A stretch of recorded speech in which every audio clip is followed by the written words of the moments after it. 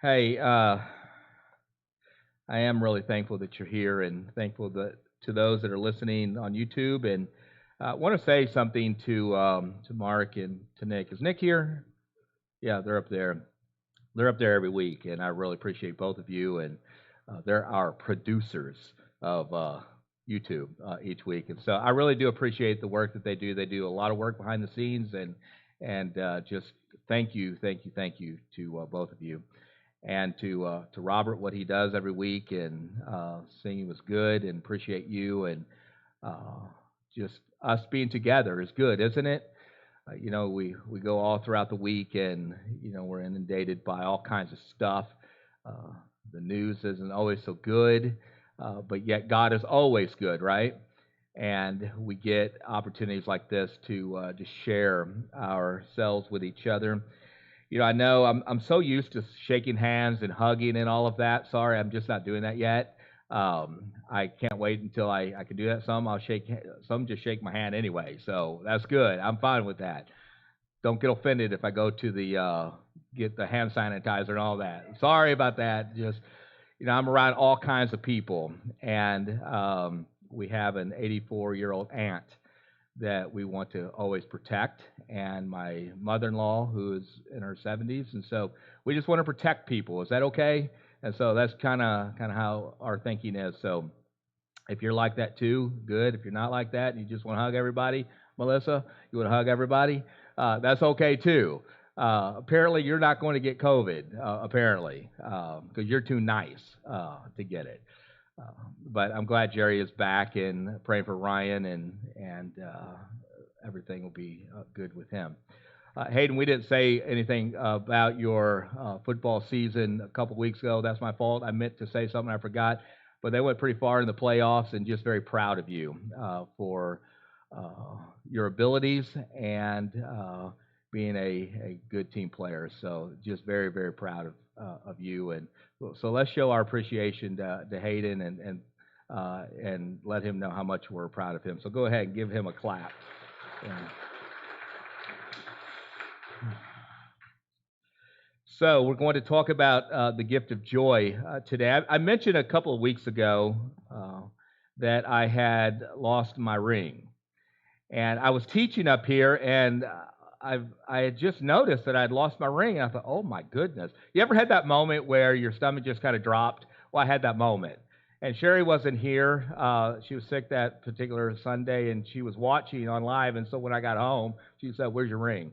And and so I said, "I don't know." I mean, I looked everywhere for this ring, and and when you're used to wearing it and you don't have it, it's just one of those things that you just really miss. And and a ring just brings some great joy. The circle is just eternal, and it is a reminder of who you belong to and that relationship that you have. And so I looked in trash cans, I looked under the bed, I looked maybe Maylee hid it. So I looked in her room. I even looked under her mattress just to make sure it wasn't there. So I looked everywhere, could not find it. Well, the morning of Tuesday, it was trash day, and that night I'd taken the trash to the curb, and it was packed full of trash, and the lid wouldn't close.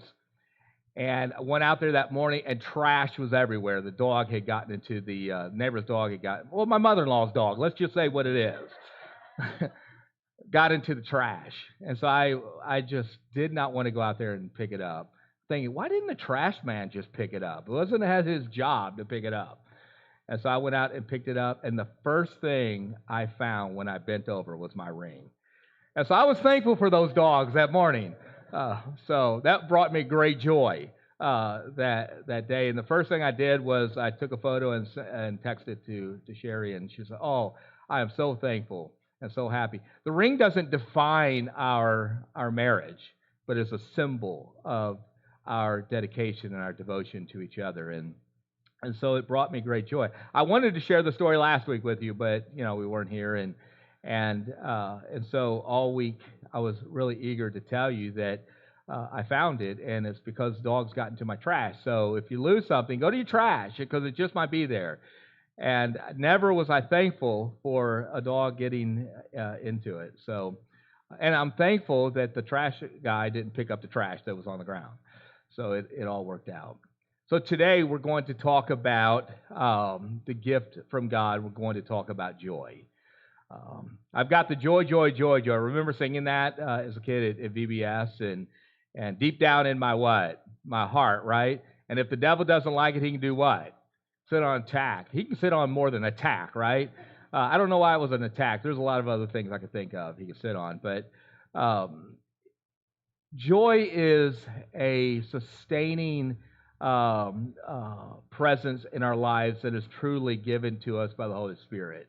It's an emotion. You know, I mentioned many times that happiness is based upon your circumstances. I am happy. Well, the day I went to the trash to pick up the litter, I was full of joy. I was happy too because of the circumstances, but there was this inner joy that I had too. But the joy is given to us by the Holy Spirit. Galatians chapter 5 talks about that. It is an empowerment that we get by the Spirit, from the Spirit, to enable us that no matter what we go through in life, we still have this inner joy, that we can look at every situation differently. Now, I might be sad because that's an emotion of happiness. I may not like it. I may be frustrated. I may be hurt. I may be mad. I may be ticked off. But at the end of the day, I do not lose who I am as a believer in Jesus, and I do not discount God, and I do not say, boy, Father, you're just a miserable father, but I continually look at him and count my blessings no matter what I go through in life. The gift of joy is a tremendous gift that is given to us. And so allowing the joy to penetrate our life. James talks about that. Count it pure what? Joy when you face trials. Now, I don't think that in the moment of trials, I'm really thinking about how joyful I can be. But it's in that trial, it's in that in the perseverance of it all that I'm able to still sustain my inner joy, my emotion of just being okay, accepting things in life that I cannot change, but allowing God to continue to move me where I need to be. Now, in this Christmas season, I love Christmas, but it's not my favorite holiday. Thanksgiving is my favorite holiday. Easter is my favorite holiday. Those two. And Maylee and I were having this conversation. She goes, I don't know anybody that doesn't want Christmas as their favorite holiday. And she says, you're weird. And I said, well, I guess I'm weird. Well, maybe for a 13-year-old, it's because of what you get. And, you know, you think of, well, what can we get them? Because we want them to be happy. We really want them to be happy. We want them to enjoy what they get. But I want to tell you, Christmas Day is a circumstance that gives us happiness and contentment for a little bit, but then it all goes away.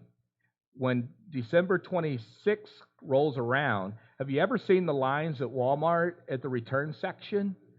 I mean, that's the worst day to go to Walmart, is the day after Christmas. I think, who returns their gifts? Well, some of you may have returned your gifts. I don't know. Have you ever given a gift to someone and you got the gift back? Because that happened to me. They forgot that I gave them the gift. And so the next year, I got that same gift that I gave them. And I said, well, I gave you that gift. They said, oh, we didn't know who gave it to us. And so you got to get it. You received it this year. So it is the gift-giving time is one of the most difficult times of the year, and we have chosen Christmas to do that. But if we really want to celebrate Christmas, we celebrate the very gifts that we get from God. Jesus is joy. He truly is the essence of what sustains us in our life. He gives us the inner peace that we need to get through the tough stuff of life. Now, there's all kinds of things that we deal with, all kinds of people that are hard to work with, circumstances that we did not know that we were going to go through, just like 2020. Everybody is saying, hey, I'll be glad when 2021 gets here, but let me tell you, we're taking COVID in 2021. I mean, there's no way of getting around it unless God says, COVID be gone. I mean, he could do that. How many of you want God to say, COVID be gone? I mean, we want that. As I talked in class this morning about a miracle, and we asked God, God, would you give us a miracle? Would you just eradicate this world of this virus? And it could be in this vaccine. And people are constantly arguing, should I get it or should I not get it? I'm not doing it. Give it to the politicians first. Make sure that they survive it. But let me tell you something. It could be God's answer. And so don't discount what we have because it may directly come from God. And so I'm full of joy that there's something out there. We can debate whether it's the right thing to get or not. If you choose to get it, that's your business. If you choose not to get it, that's your business. But don't criticize other people. And so we work through life situations all year long. We're looking at, man, I'll be glad when this is over. You walk into the sanctuary and you see all the chairs moved around. Who did that? Well, the preacher did that. Part of the responsibility, I think, of leadership is to protect the church and to look out for its welfare and its best interests so that we can continue to have a relationship and do things in our community that God calls us to do. And sometimes there are inconveniences. A short time of inconvenience is better than a long term of just constant chaos. And so we work through it. It doesn't mean we lose joy or inner peace. It just simply means that we're going through it. And as we go through it, we develop this perseverance that is just sustainable in our lives. And so joy is sustainable. Loved ones that we have lost along life's journey is hurtful and painful. But the inner joy that we have because of the relationship that we have with God continues to help us get up in the morning.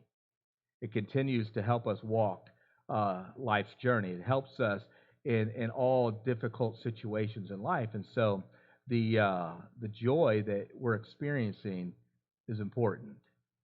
And without the birth of Jesus, we would not have the sustainable joy.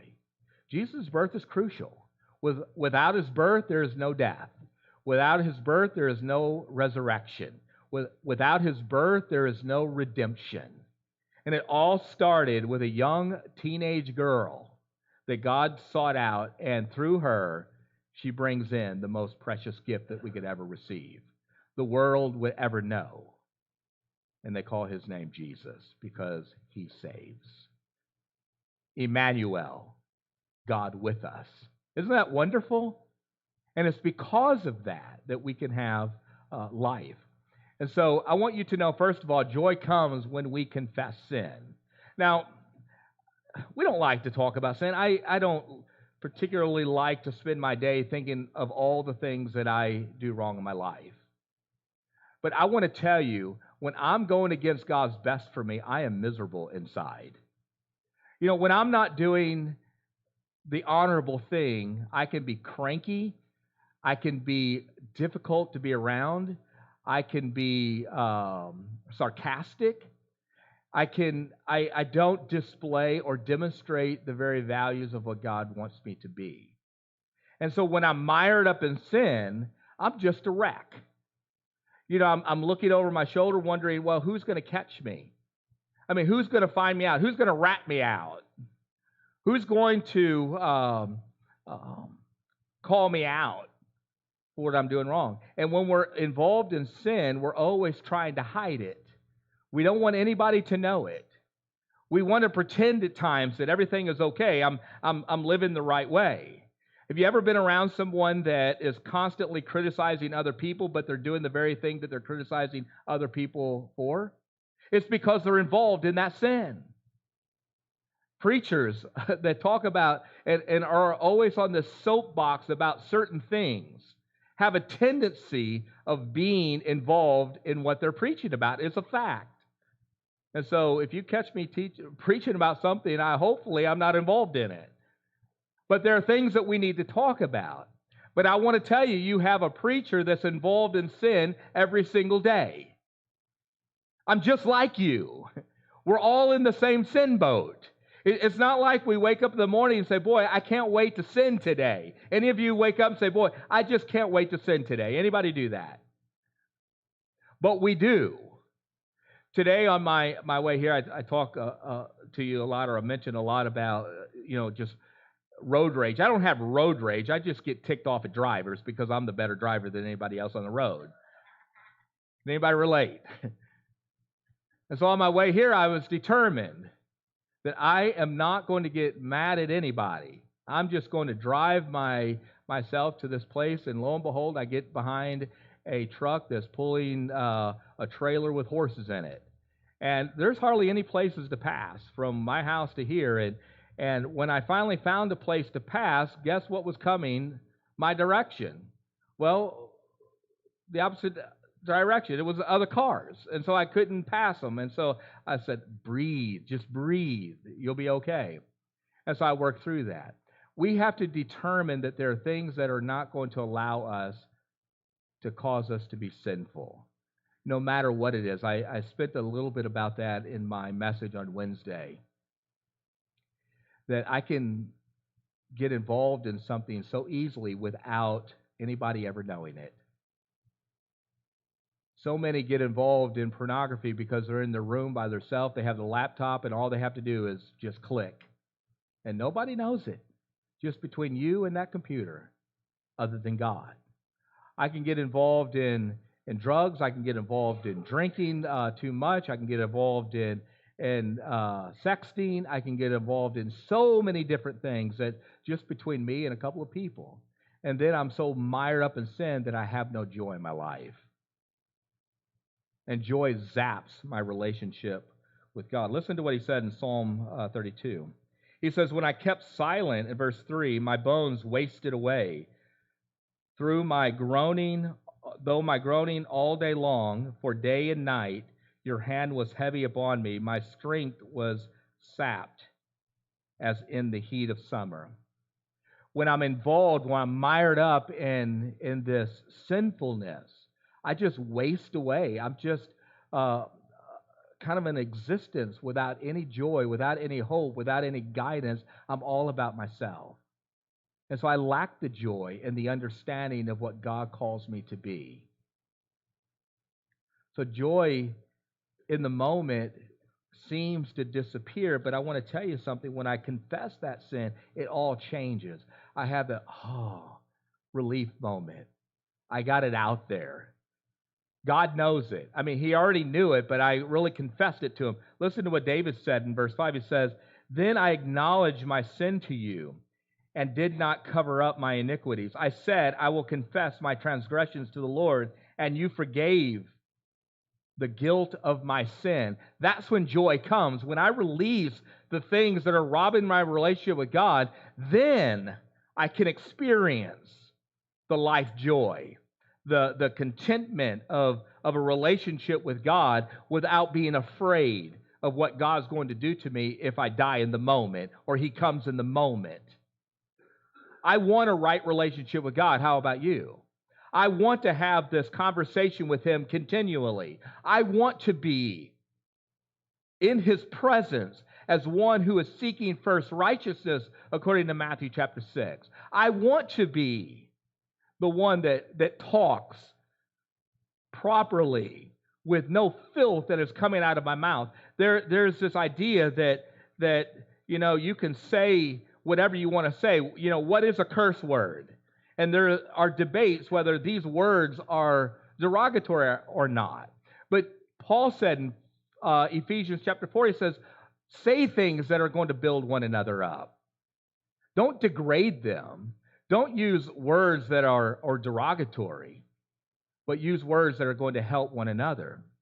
And so you have this vulgarity in music. TikTok. I hate it. I hate that some of you may love it, but I hate it because they have to. You have to differentiate between whether you want a revised version or the original version. The original version has all kinds of cursing in it. I mean, it's awful. I mean, young children are doing music, are listening to this music and doing dances to this music. And it's horrible. It gets into their head, and they begin to think that that's okay. And it's not okay. I think it's one of the worst things our kids can be experiencing right now. And you may say, okay, you're over the top on that. No, I don't think I'm over the top on that. I think that what goes into our head comes out of our mouths and our actions. And when we are living in contrary to what God calls us to live like, then we have no joy. There is no peace.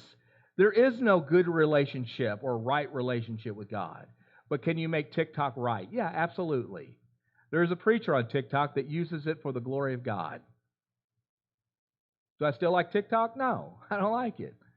But that's my personal opinion. Am I going to force it on anybody else? No. As long as we use it for the glory of the Father and use it to help and build other people up. We can make anything bad if we wanted to. We can make this gathering bad if we wanted to. You know, Snapchat could be bad or good. Instagram could be bad or good. Facebook, bad or good. I mean, we make a determination how we want to use the very medias that God has blessed us with through other people.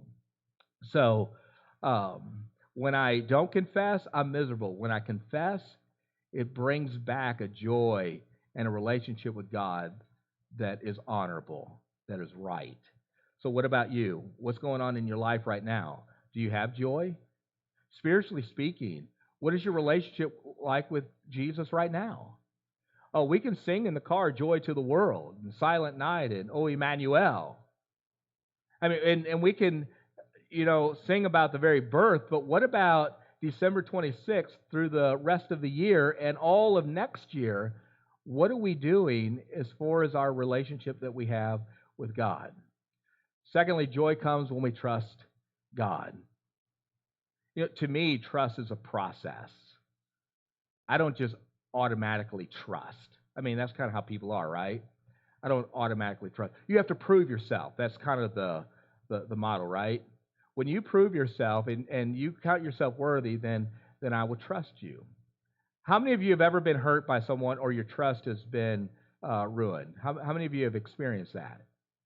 I mean, you want to be able to confide in someone, but they told everything that you said. I want a good relationship with my spouse, but, they don't seem to want that. I want to be able to trust my boss, but he's just so inconsistent. She's just so inconsistent. I don't know if I can go to the elders or the preacher and share with them because I've been burned by them. You ever been burned by a church leader? It's horrible, isn't it? It's horrible. As a minister, I've been burned many times by church leadership. And so for ministers, if Don and Jean called me into a meeting, my stomach would drop and I would say, okay, what do you want to talk to me about first? Because I would want to know, because I've gone into meetings blinded and come out just in chaos. And sometimes people do that to us on an everyday basis. They zap our joy because they want to control everything about us. But with God, joy comes when I trust Him. Listen to what Romans 8:28 says. And we know that God causes everything to work together for what? I mean, we know that He causes everything to work together.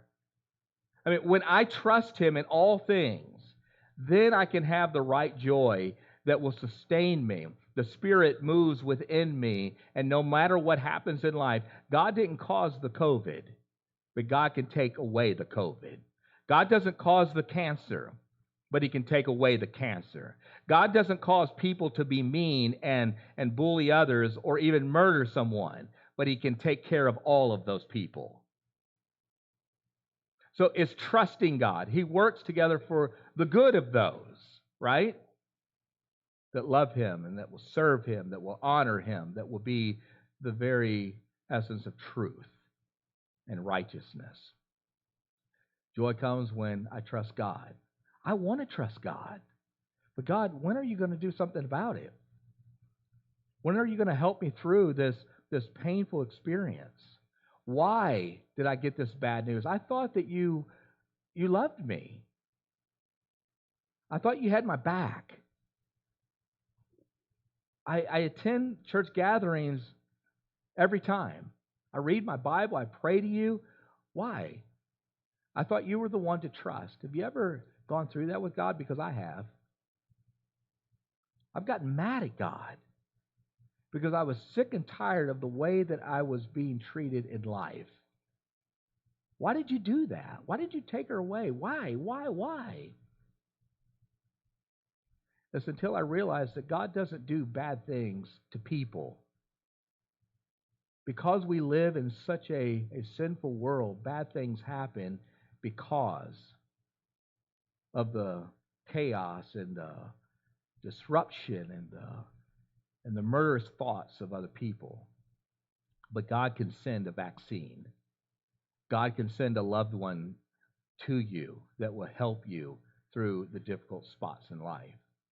But we have to trust that God will work everything out and trust Him in this life's journey. And then joy comes when we take the long-range view of life. Yeah, I mentioned this earlier. I said, how many of you are ready for this COVID to be over? Yeah, we're ready for it to be over.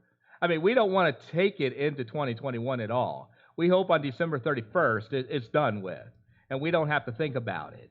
When that ball drops in New York City on midnight, we want everything else to drop too, right? We want to enter 2021 just renewed and refreshed, and everything is good and hopeful. But that's not how life works. We have to take the long-range view. Peter says, so be truly glad. There is a wonderful joy ahead. I can't look at just life as it is now, but there's something spectacular waiting for me, far greater than I could ever dream possible. Life is temporary. I mean, I enjoy being with Sherry. I enjoy it so very much. I enjoy my kids. I enjoy spaghetti and bologna sandwiches. I enjoy all of that, right? I even enjoy a Hallmark movie. If you want to take my man card, take my man card. I enjoy it. But they don't sustain me in life eternally. God does. God gives me something far greater than anyone could ever give me. And it started with that baby in the manger in Bethlehem.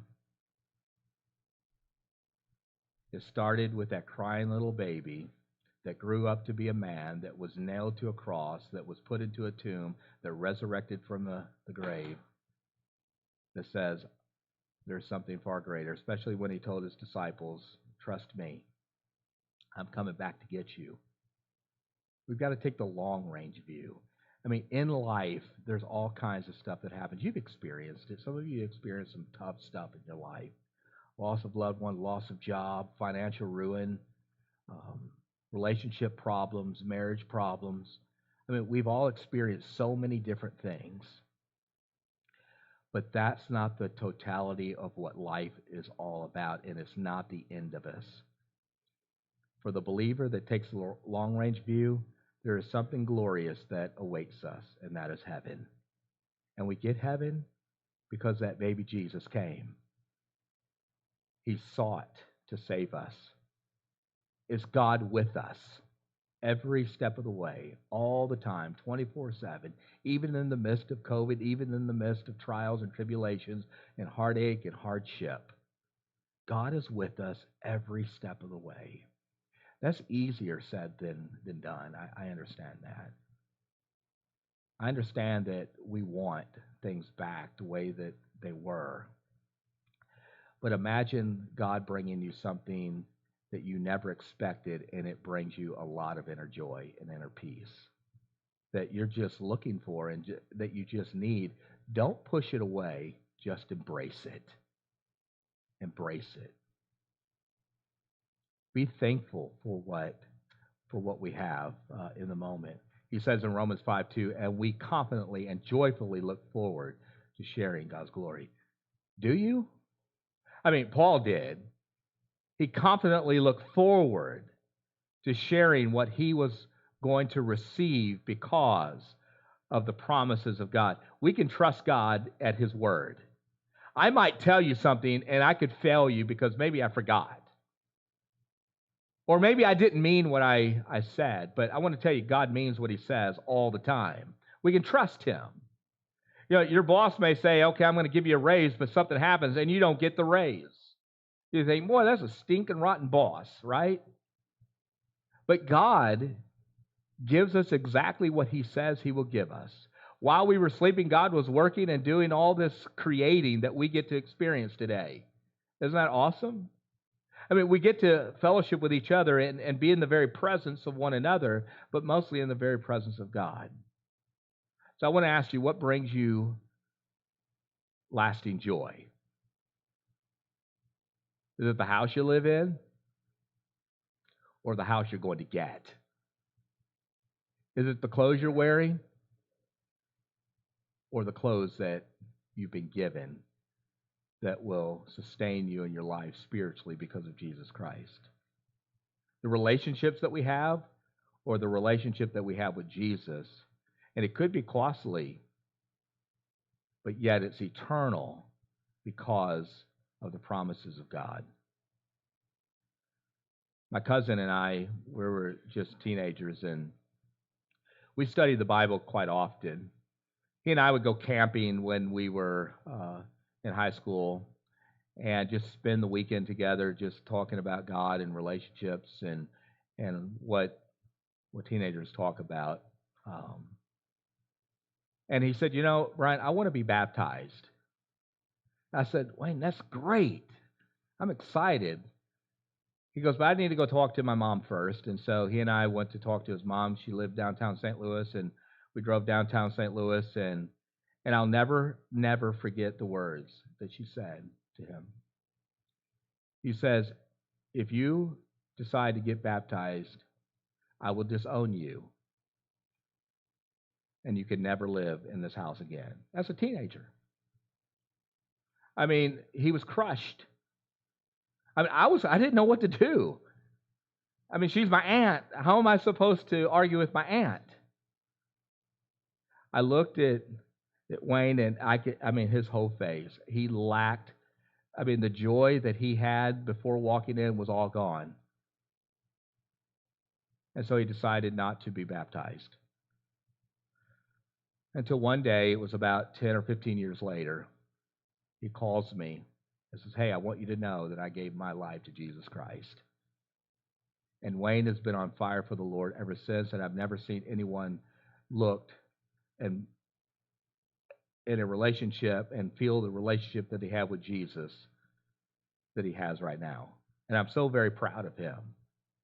He got married, he has some adopted children, and he's raising them up in the Lord. That could have defeated him. It did for a period of time. He was a teenager. What is a teenager supposed to do? Are we supposed to listen to our parents as teenagers? And they tell you if you do, this is what's going to happen. How do you get around that? But one day he did. And he's one of the most joyful people that I know today. Parents, we can't stifle our children. We have to encourage them to love God. We have to live it in real time. We have to show them what the joy of the Lord looks like by the way that we live our lives.